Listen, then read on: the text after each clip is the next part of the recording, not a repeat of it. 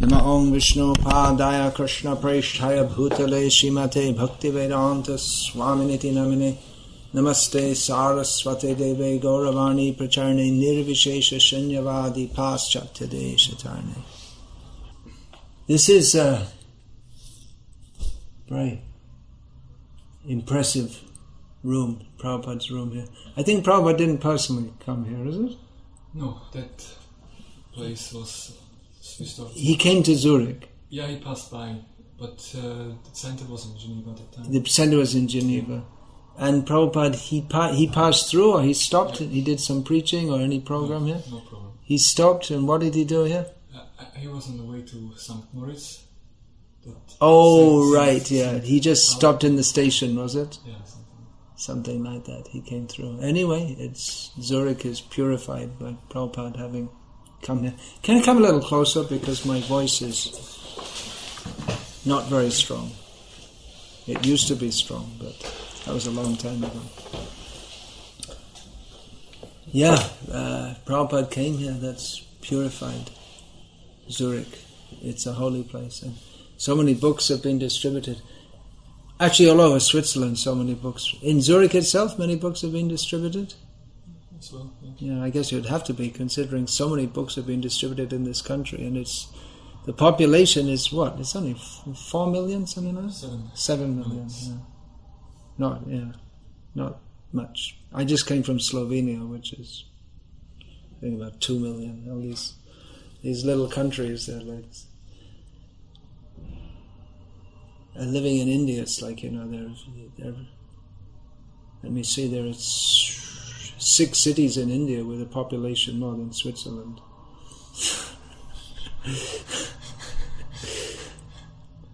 So, at least 6, maybe 7. I'm not sure. Ahmedabad, probably. Yeah, maybe it's 7. Ahmedabad must be. Yeah, 7 cities then. So, anyway, there are more books being distributed here in Switzerland than any of those cities, I think. Bombay, they've distributed a lot of books, especially from the Juhu Center. But in Bombay itself, a lot of books have been distributed, right in Bombay city. But their parties also go out. Difficult to say. Anyway, it's a holy place because of Prabhupada's books being distributed here. Harinam, you are all being here. The deity is being worshipped here. This is a very impressive room. Obviously, it's not as big as some of Prabhupada's quarters and darshan rooms in other places, like in Bhaktivedanta Manor. There's a very nice room in Juhu, Bombay. Even actually Prabhupada's darshan room in Vrindavan, it's not much bigger than this. It looks very impressive, this woodwork. I guess in Switzerland everything should be first class, right? Even more than Germany. What's that book? Die Kunst zu Leben, the something of life. What's that? The Art of Living. The Art of Living means to punch someone. It's a picture of Krishna killing Kamsa on the cover. Yes, but I know that it's like... It's like for Kung Fu fans or something. Maybe you distribute that to skinheads or what. The Art of Living. The picture should give an idea what's in the book. You should just go around throwing people on the floor and punching them out. It's an unusual picture to choose for the cover of a book. Yeah. What's the topic? It's just like a summary of some of the Krishna books, some stories from Krishna books inside like a... It's a small anthology. Yeah. Interesting. Devotee told me once they were distributing Back to Godhead, and on the cover was a picture of Balaram killing which demon was it? Pralambasura. And Balaram's white, and Pralambasura was depicted as a very black body, and this devotee was white-bodied, and he was distributing in Detroit in the black area of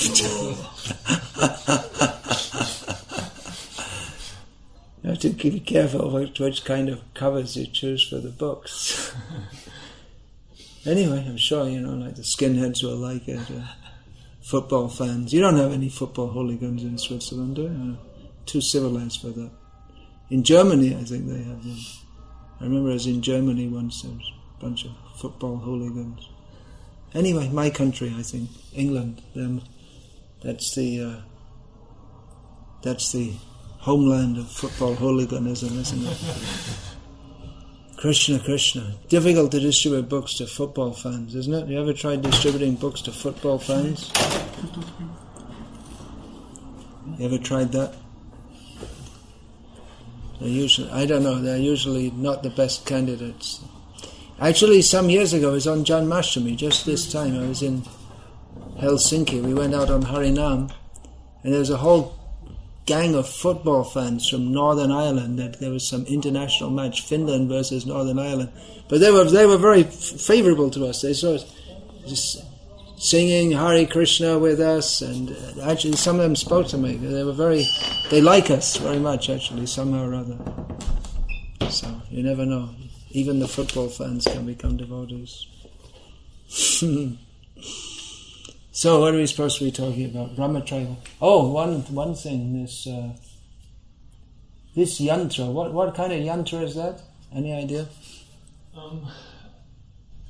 There is one congregational devotee, Madan Mohan. So he's like making his livelihood by this vastu, counseling people how to. So and he was like kind of offering his service to the temple and doing some adjustment and some energy. Do you know which yantra this is? No. Yantras are meant for bestowing auspiciousness and removing inauspiciousness, but when Prabhupada's here, it's ridiculous. Prabhupada can give auspiciousness to the yantra, not vice versa. That's why I say you'll never see this in. No one. Actually, I never even heard the word vastu until after Prabhupada left. It's become popular recently, even in India. It wasn't. I never heard of vastu until recently in India. Recently means in the last 15 years or something. In India, it was also, maybe in South India, some people were doing it, but it's become.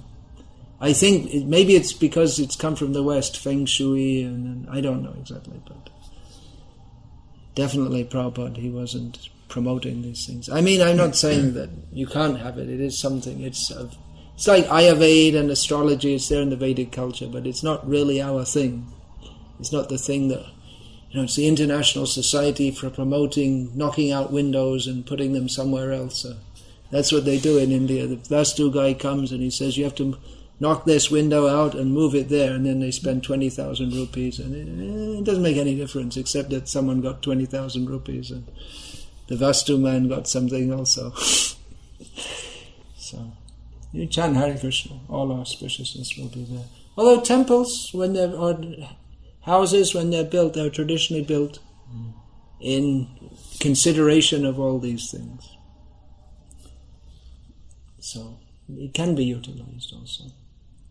But the main thing for giving auspiciousness and driving out inauspiciousness is just chant Hare Krishna. That's it. That will drive out millions of inauspicious influences just by having kirtan, having a strong, pure atmosphere. And the same thing, actually you wanted me to speak about Brahmacharya life. It's the same thing. It's, like I said, there's not really that much to say. I mean, I put everything in that book, but if you have to all the time preach that Brahmacharya, you have to be a Brahmacharya, if it's like such a struggle, then you're not Brahmacharis. Brahmacharya life means blissful. Of course, there's the famous mind also, which always preaches to us. So we may need some other preaching also. But otherwise, Brahmacharya life means chant Hare Krishna and be happy. That's all. We're here, we have a purpose. Read these books. If we read these books, Brahmacharya means a student, so we should study a lot and study Prabhupada's books assiduously. very carefully. And the inspiration and the guidance we get from that, then automatically, all inspiration will come by studying Prabhupada's books. You all came from reading Prabhupada's books, is it? How did you come to this International Society for Krishna Consciousness? You read Prabhupada's books? Yourself? Yes. Yeah. Yourself? Yeah. So it's a decision that you made. It's a big decision to become a brahmachari in an ashram of the Hare Krishna movement. There's no doubt about it. It's a major change in everything you do and everything that we think, our whole outlook. It's not everybody's going to do it. So far we didn't find many people doing it, but having made that decision, we should always consider, why did I come here? Consider in a positive way that I came here because on reading these books that I understood that life is meant not for eating, sleeping, mating and defending, but for understanding who are we, who is supreme, what is our relation with the Supreme Lord, what is reality, what is truth, atato brahma jignasa. Now that we have attained this human life, we should inquire into the nature of reality. So we should always remember that. And we can look around us and see life may appear to be easier or better, but it's not, which is why you already realize that, right? Which is why you're here. The whole material world, even in Switzerland, is miserable. It's Switzerland, it's supposed to be like, here's Switzerland. It's like Europe, there are so many countries, but Switzerland is supposed to be so prestigious. There's so much money here. Probably there must definitely be more money here, or gold, than per capita than any other country in the world, even if it doesn't belong to Swiss people. But it's stashed away here. So people think themselves sophisticated. They're sophisticated sausage eaters and beer drinkers, right? They're very sophisticated. They eat their sausages. What do they call it here in German? Sausage? Version. I can't say. So, no need, I guess. I guess I can get through life without knowing the German word for sausage. I could survive in this world. Yeah, but there's this feeling that we're very cultured and very sophisticated and very intelligent and very prosperous, but it's miserable. Whatever words I just said, you can just take the antonym of every one and that will be the actual description. Culture, what culture? What culture is there in eating sausages? Sophisticated, yeah, it's superficial. That's the point. Everything is superficial in this material world. And Krishna consciousness is reality. And we have to strive for that reality. That's all. That's our life. Understand, this is real. Krishna is real. This world has not come into being simply by chance out of nothing, as we are supposed to believe. There was nothing, and by chance we're all sitting here today. It's nonsense. And then you get the people who believe in God, and mostly, I mean, we may not say this outside, but this Christianity, Islam, it's also, I mean, the basic principle that there's a God, okay, but otherwise it's very ignorant, and you can see that because they're also eating sausages. If you know God, then why are you eating sausages? Or even if you're a health food fanatic or something, if you don't know Bhagavat Tattva Vijnanam, if we don't have the knowledge of Krishna consciousness, then so many strange ideas. This Switzerland, this Calvinism, is it? It's still strong. That was Calvin was in Geneva, wasn't it? Was it? I'm not sure. Bern, maybe. I think not in Zurich.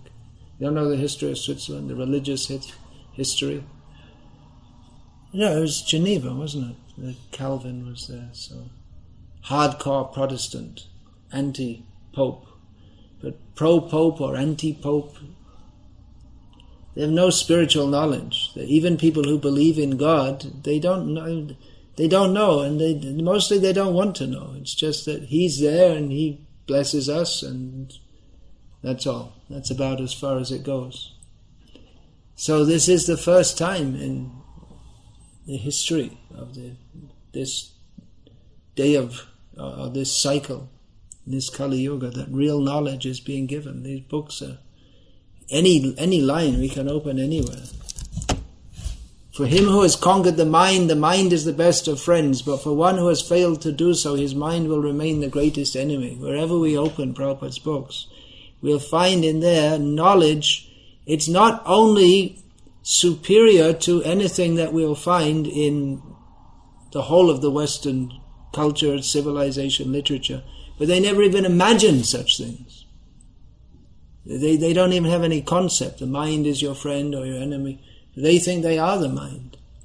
They don't realize that the mind is to be controlled. This psychology, it's very big in the modern age. That's another one. There's some devotees are into Vastu, some are into Ayurveda, some are into astrology, some are into psychology. That's a big one. Right? But the whole of Western psychology, they don't have any idea. Their whole idea is just that we have to adjust the mind so we can be a well-adjusted mudha and go on with the world and be polite and nice and not throw people on the ground and punch them. Krishna does that. And just adjust to this material world. In other words, how to be a well-behaved madman. That's psychology, because the whole world is mad. Parabhavastava bodhajata yavanya jignasata atma tattvam. Is Rishabde's instructions, that as long as we don't inquire into the nature of the soul and nature of reality, then all our endeavors are simply end in defeat. It's living a very sophisticated life, and then you become a cat or a dog. So they think that just to be adjusted to the world, but the Vedic concept or the Bhagavad Gita psychology is to understand that, first thing to understand, we don't belong here at all, and if we think that we belong here, then we're insane. I was just reading this morning that Prabhupada so many times gave that example, that there was a case in court. Prabhupada was aware of. There's an actual case where a man, he pleaded, it was a murder case, and he pleaded innocent on the grounds of insanity. So then whatever it was, I don't think they had psychologists in India at that time, but anyway, someone was called to inspect him, and he said, the inspector told the judge, yes, he's insane, but throughout my life I've been examining so many people, as far as I can see, they're all insane. So if you want, you can release him on the grounds of insanity. But as far as I can see, everyone's insane. So Bhagavad Gita psychology is to recognize that the uncontrolled mind is the only enemy in this world. And it's not the point is not to adjust our mind to this world, but to purify the intelligence, so that we stop trying to adjust to this world and adjust ourselves to Krishna, to be the servant of Krishna. The very endeavor to enjoy this world is the cause of all our problems. And they call psychology being well adjusted so that you can go on with a life of sense gratification. Isn't it madness? The madman, Freud, he was the founder, acharya of this psychotherapy. He's a madman, this Oedipus complex, his idea. Madman, you know that is. He has this idea that every man is sexually attracted to his mother. Just crazy. Yesterday I was speaking with one devotee. He's a doctor, and his wife, she's also a doctor. It's Murari Gupta. So he told me when they met in medical school. So he told me when they were studying together for their exams, they would just laugh. They weren't even devotees at that time, but they just thought it was crazy. This man is so influential in the world. Freud, his influence is so great in the world. This whole sexual revolution was the idea you should just enjoy yourself, and then Freud, one of his main ideas is that we shouldn't have any taboos on sexual acts. Just if it feels good, do it. In other words, be an animal. And he's been very influential. The sexual revolution was largely based on that. Just enjoy. Why bother with all this marriage, this, that, and the other? And if any kids come along, well, you can always abort them and have fun. And he's so influential. He's just a crazy man. So read Prabhupada's books, because we're all contaminated by all these mad ideas that we've imbibed. Not only imbibed, it's been rammed into us since before we are born. Even in the womb, while your mother's watching television, you're getting all that nonsense in the consciousness. So, read Prabhupada's books and keep steady in that. We have a great mission. We believe Prabhupada's books also. If we don't read them, and then we start to think that maybe the material world's a nice place. Prabhupada said he was shown a copy of Time magazine. Do you get that in German also? Time magazine? Or you have your own? What is it? There's famous German magazines. There is also Spiegel, Stern. Yeah, there are a few of them. I've heard of them. There was some case of Hitler's diaries were sold to one of them. They found Hitler's diaries. This was 20 years ago. One man found Hitler's diaries and he sold them for like 1 million Deutschmarks or something to one of these magazines. And then they found it was a forgery. It was being serialized in one of these magazines. So, Prabhupada, he saw this Time magazine. It's the biggest selling magazine in the world, I think, or an international magazine. And it's basically an American propaganda tool. And not just for America, but for the whole modern way of life. Prabhupada looked at it a little bit and he said, our devotees, they shouldn't read this because it makes the material world seem real. If you read this, you start to think it's real. And sometimes you can tell, actually. One devotee mentioned to me once, he said, you can tell what someone's been reading by what their class they give. Some people give, this morning is a lecture from the morning newspaper. But even the attitudes, you see in our movement, devotees have different attitudes. I was told in Alachua, maybe you've heard of that, there's a big community of devotees in Alachua in America, that some devotees, they're strong Democrat supporters and some are strong Republican supporters. And why are they supporting either of them? It means they're reading the newspaper. Otherwise, if you read Prabhupada's books, why do Democrat meat eater and cow slaughterer or Republican cow slaughterer? There was a nice article in Back to Godhead some years ago, Sureshwar Prabhu. He was living on the farm and he wrote an article. He had a discussion with the cows, who he should vote for. And the cows said, "Don't vote for any of them. They're all vote for them if they'll stop killing us." So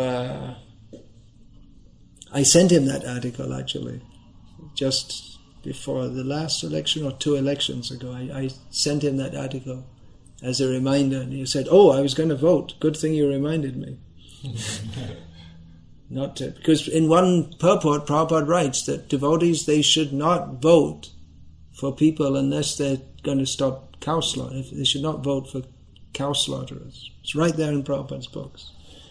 So if we don't read this, all the time we're getting something coming into our mind, isn't it? Someone's saying something to us, or we read something. If we're not reading, then we're reading the newspaper, or hearing something, this, that. But Prabhupada's books are our standard. So if we don't hear that, then we'll hear other things. And it seems in our movement today, a lot of devotees are reading a lot of other things, and they're more interested in if they come in someone's house and they say, well, you have to move this here and move that there, instead of telling them you have to chant Hare Krishna and then everything will be okay, they tell them, well, you move this here, move that there, and cover up this, fill in this window, put some bricks and move the window over there, and then everything will be okay, instead of telling them to chant Hare Krishna. Or they say, well, actually, you're going through your Rahu period, but never mind, I'll give you some gem. Tell them to chant Hare Krishna. But they become caught up in a whole different way of thinking. And it's Vedic. Or some of them are not Vedic, like psychology or, vote Republican or whatever. So, at least as brahmacharis, come here and be a brahmachari. Don't be a vyabhichari. Vyabhichari means lampard. What's that called? Debauchee. Sex monger. It literally means Mang chayo vyabhicharena bhakti, avyabhicharini bhakti, means without being diverted to anything else. And vyabhichari means someone who's diverted to everything else. It literally means a degraded person. So be a brahmachari. Atato brahma jignasa. Inquire about the absolute truth. That should be the goal of all our works. Kamasya nendriya priti. What is that? What is that? Kamasya nendriya priti. Labho jiveta yavata. Nartha. I can't remember. What's wrong? I'm not a brahmachari. I can't remember my verses. Where is that? Get the first canto of Bhagavatam, Nisha. It's an important verse. It doesn't have to be in English, in any language. The German one. Yeah, it's alright. Kamasya nendriya pritiya abho jiveta yavata nartasya.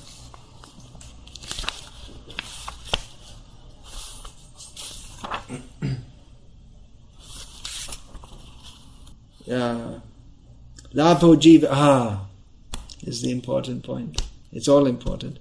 Jivasya tattva jignasa narto yascheha karma bihi. Life should not be lived for fulfilling desires for sense gratification. Having got this human form of life, we should live only for the sake of inquiring into reality. Tattva jignasa. Nothing else should be the goal of our works. Kamasya nendriya priti labho jiveta yavata. Jivasya tattva jignasa. This is the essential line. Life is meant for inquiring into the nature of reality. Narto yascheha karma bihi. Nothing else should be the goal of our works. So, Hare Krishna. Any questions? Read by, you have that Brahmachari book, you can read that. Do you have any copies? Mm-hmm. Most, I guess everyone also have a temple, I think. Yeah, so if you want, you can read that. Read Prabhupada's books. Any questions about all this? Or anything else? I don't know anything about Vastu, so don't ask me about that. But I think it's Prabhupada, he wouldn't be impressed by this. I think you should be. At least in Prabhupada's room. I mean, if someone wants to do some service like that, but Prabhupada wasn't a great fan of these things. If it's a Sri yantra, then you can have a picture of Sri, Radharani, Radha Krishna together. That's what Prabhupada liked on the wall. There should be nice pictures, nice paintings. Yeah, you had a question? To that point that we should not read newspapers and something like that. For example... okay, I'll qualify my statement. It's not that it's totally banned, but it's not that we spend our lives in the newspaper. It's also important, if, as we are preaching in the world, to have some idea what's going on in it. But we don't have to I'd spend 3 hours reading the whole newspaper. I generally look at the headlines daily, almost every day. And then I look to see if there's something which may be of interest for preaching or for... I've been looking at there's some big storm coming up on the east coast of America. I'm supposed to fly there in 2-3 days. So my flight might be cancelled if there's a hurricane. So like that, this kind of thing. You can look to see. Many years ago, this must have been 76 or 77, I was in our temple in London. I was talking to a guest and he mentioned some name and I said, who? And he mentioned the name again. I said, who? And he said, the Prime Minister. I didn't know the name of the Prime Minister of England. And he must have thought I was pretty stupid. And I mean, it was in England. I'm born in England, raised in England, and I was so out of touch that I didn't even know the name of the Prime Minister. So, yeah, and actually, that was my fault. I should have known that much. If you're living in a country and you don't know the name of it's the name that everyone will know. So, what's the name of the leader here? Of course, there are 7 leaders. There's Oh, you don't have one leader here? It's 7 leaders. Well, you can't be expected. Probably most people don't know all 7. There's no clear leader, huh? Yeah. I mean, maybe in Slovenia or something. But in England, seeing as it's an important country in the world, and the Prime Minister of England is an internationally known figure, and if you're living in the country and you don't know his name.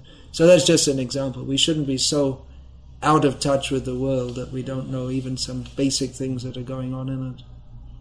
It can be useful for preaching also to know some details.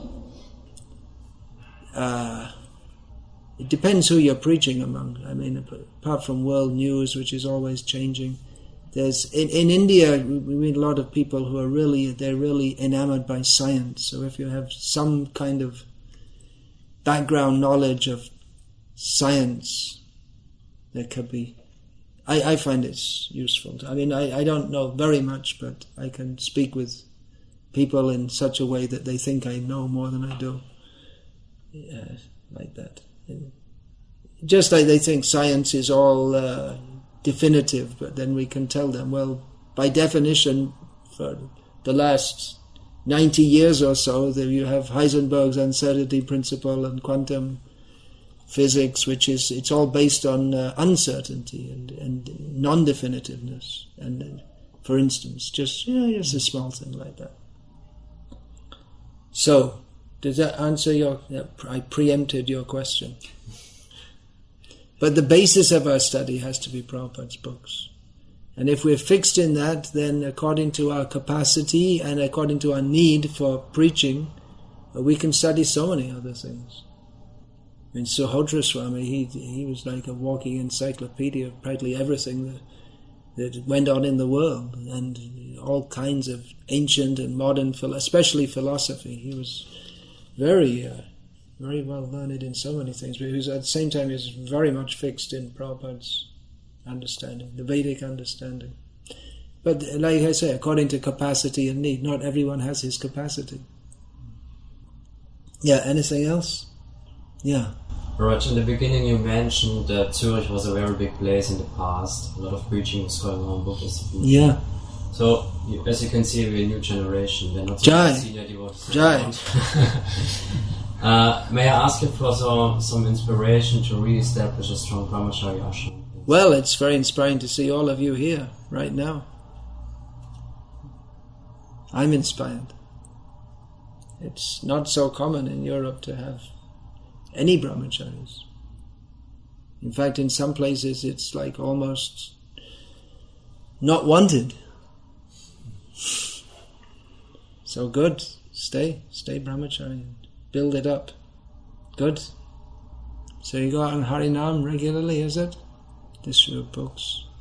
Yeah, good. If you are brahmacharis, if you're actually brahmacharis, that means it should be blissful. You can't artificially be blissful, but that will attract others to come also. So, Jai.